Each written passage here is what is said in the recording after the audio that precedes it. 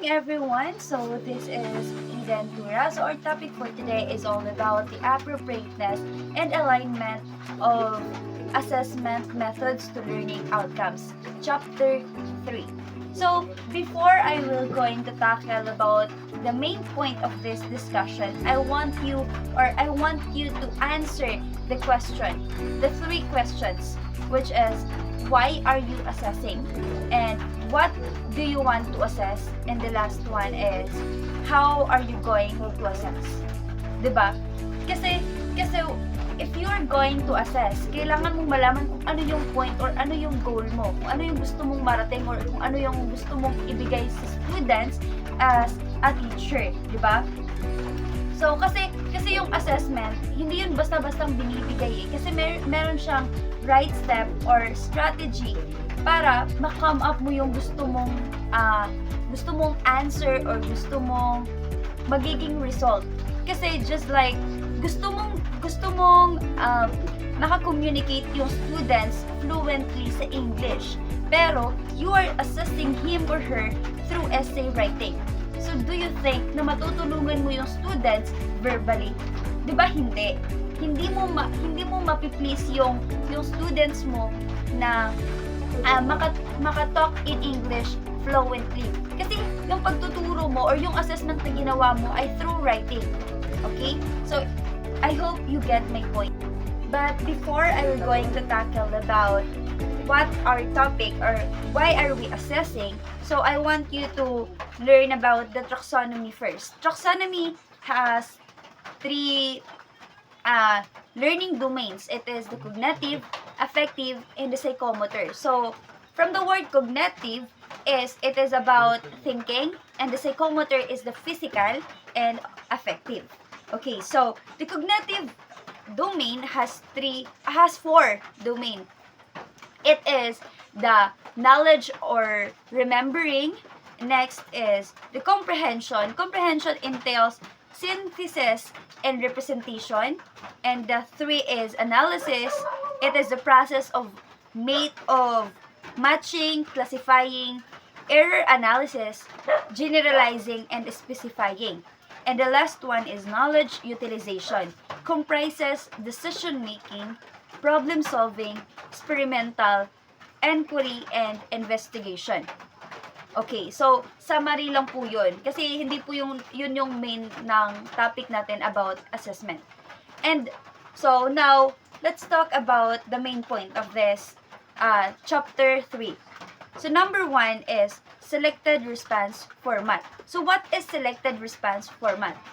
It is select from a given set of options to answer a question or a problem. So, just like, ang example po nito ay multiple choice, matching type, true or false. Kasi, there is only one correct answer or the best answer. Okay? So, as a teacher, kailangan natin silang bigyan ng maraming choices, but there is only one correct or best answer. Okay? So, number 2 is constructed response format. The main example of this is identification. Why? Because targeting the higher level of cognition. Okay. So, ito na po yung parang bibigyan na lang natin sila ng definition and sila na yung maglalagay kung ano yun. Okay? Kasi para ma-enhance kung gaano nga ba ka-high yung level nila sa cognition. 'Di ba? So, parang ma-enhance yung thinking skills nila critically, 'di ba? So, sa constructed response format ay may 4 na assessment dito.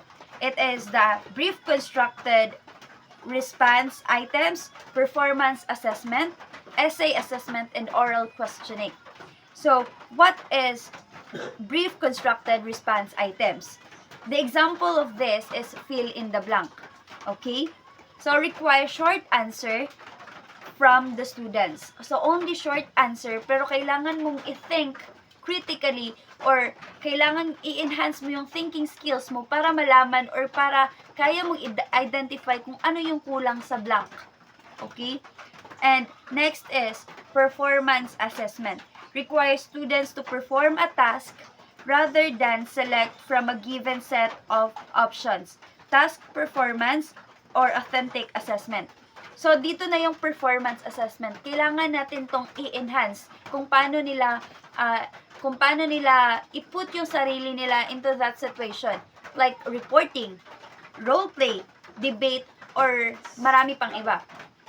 Kasi ito yung nakaka-enhance ito ng performance nila, kung paano sila magsalita in front of other people, kung paano nila dalhin yung sarili nila, 'di ba? So as a teacher, kailangan nating i-enhance 'yon. Kailangan nating i-assess yung mga students na 'yon kasi tayo yung nakakapag-boost ng confidence sa mga estudyante as a teacher. Kasi syempre nga secondary teacher tayo, 'di ba? And the next is essay assessment. So essay assessment is the proposition in written form allows students to express themselves and demonstrate their reasoning. So, essay assessment. Dati nung high school pa ako, ayoko talaga ng essay assessment. Kasi para sa akin, parang nonsense lang, ganon. Pero nung andito na ako sa tertiary level or sa college, doon ko na-realize na laking tulong pala nung teacher ko dati sa high school. Kasi at least, I am enhancing or I am now enhanced my writing skills. Kasi sa college, dito talaga tayo nagbibigay ng maraming opinion. Siyempre, as a teacher din, kailangan nating marami tayong mas may maibubuga. Kasi hindi natin kayang i-feed yung students natin full of knowledge kung wala naman tayo nun, di ba? So, as a teacher, kailangan natin silang i-assess na dapat marunong silang mag-express ng sarili nila na kung ano yung gusto nilang sabihin from the lesson na binigay sa atin. Okay? So, next is oral questioning. Form of interview or conference from the word oral.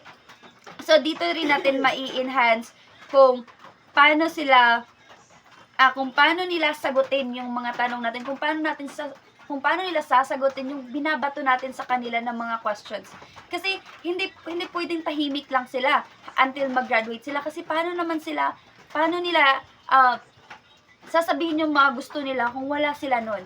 'Di ba? So kailangan nating i-enhance yung oral questioning or kung oral assessment para sa kanila, kasi ito po ay nakakapag-boost ng confidence or strengthen their confidence.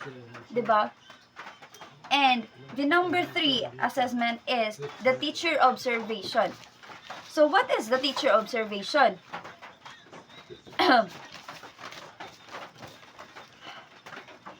Assessment done in combination with oral questioning. Observe students to check on their understanding. So kasi meron po tayong iba't ibang kakayahan sa pag-understand ng lesson. Kasi hindi naman tayo magkapareho eh. Maybe merong estudyante na marunong sa math. Then meron ding estudyante na hindi marunong sa math, pero marunong sila sa ibang bagay like sa Filipino or sa English. Kaya nga kailangan nating i-observe or obserbahan yung mga students natin kasi hindi po sila magkapareho ng level of intelligence. Okay? So, as a teacher, kailangan natin silang pagtuunan ng pansin. Hindi ibig sabihin na kaya nung isang estudyante mo, ay kaya na rin yun ng lahat. Okay? So, as a teacher, kailangan talaga nating i-focus yung mga bata na hindi nila kayang gawin yung isang bagay na yun. So, kailangan nating i-adjust sila. Kailangan natin silang dahan-dahan na ilagay sa point na to the higher level. Okay? So, next is number 4, the self-assessment. So, dito na rin yung malalagay yung kung like mga poems, yung mga tula, yung mga kung paano nila mga diary ganon, kung paano nila i-express yung sarili nila. 'Di ba? Hindi naman sa lahat ng pagkakataon teacher dapat ang nagsasalita or teacher dapat ang nagbibigay ng lesson din sa mga students or kung ano yung mga dapat nilang gawin. Kailangan natin sila bigyan ng pagkakataon para i-assess yung sarili nila. Kasi at the end of the day, sarili lang naman talaga nila yung makakatulong sa kanila, 'di ba? So, kailangan sa secondary level talaga i-enhance natin kung paano nila i-assess yung sarili nila. Okay, so sa student self-assessment ay may 4 na parte yun. Number 1 is the knowledge and simple understanding. Ito po ay para sa mga low level. Target po nito ay ang mga low level lang po. Kasi, yung mga simple lang na kaya nilang maintindihan. Like, sa title, kung tatanungin ninyo sila kung sino nga ba ako? Ganon. 'Di ba sa Filipino. Or, yung mga simple lang, kung ano yung gusto ko paglaki, kung ano yung 10 years from now, ano na ako. Ganun lang yung mga simple questions lang. Kasi at least naman, na kaya na nilang i-assess yung sarili nila na, ito yung gusto kong mangyari in the future. Ito yung gusto kong mangyari sa akin 10 years from now. And so, next is the deep understanding. Essay is the best assessment. So, dito na malalagay yung essay assessment. Okay, so, meron din kasi mga questions na, lalo na dun sa college, when I was in my first year or first level sa college, andun yung mga assessment na, bakit ako nag-Filipino major? Like, ganon, 'di ba? So, at least na-assess yung sarili ko, or sarili naming lahat, na, ito yung gusto ko. At least na-i-enhance yung essay writing ko, and also, my self-assessment. Next is, the skills. Ito na po yung sa oral presentation, physical performance, or create a product. Dito sa skills, from the word skills, may enhance talaga to eh. So, sa oral presentation, just like reporting. So, at least malalabas natin yung creativity natin kung paano tayo gumawa. Kasi meron talaga yung mga tao na marunong sa vocal, pero hindi marunong mag-design. Meron ding marunong mag-design, pero hindi gaano karunong through vocal or verbally. So, at least, as a teacher, kailangan nating i-enhance yun sa mga estudyante para hanapin yung mga potential nila. Kasi as a teacher, 'di ba, na hindi natin sila kailangan na i-enter dun sa mga things na hindi naman talaga nila kayang gawin. Kundi, kailangan natin silang i-meet yung mga kaya nilang gawin and kaya nating i-enhance as a teacher. And next is the products. Dito na bubuo yung stories, poems, research studies, drawings, model constructions, and multimedia materials. So, ito na yung I talked about the creativity ng mga bata. Okay. So, hindi pwede na tayo lang talaga yung nagde-design, tayo nang nagbibigay ng mga idea sa kanila. Kailangan din natin silang pagbigyan ng pagkakataon na para i-express yung sarili nila through design, through creativity, sa mga things na gusto nila. Okay? And lastly is the affect. Ito na po yung self-assessment. It talks about the self-assessment na kung saan kailangan nilang i-assess yung sarili nila.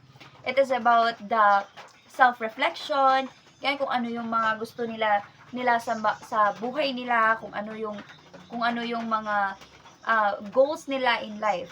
Okay, as a teacher, kailangan din natin yung malaman. Kasi hindi mo matuturuan yung estudyante kung ano yung gusto nila in the future.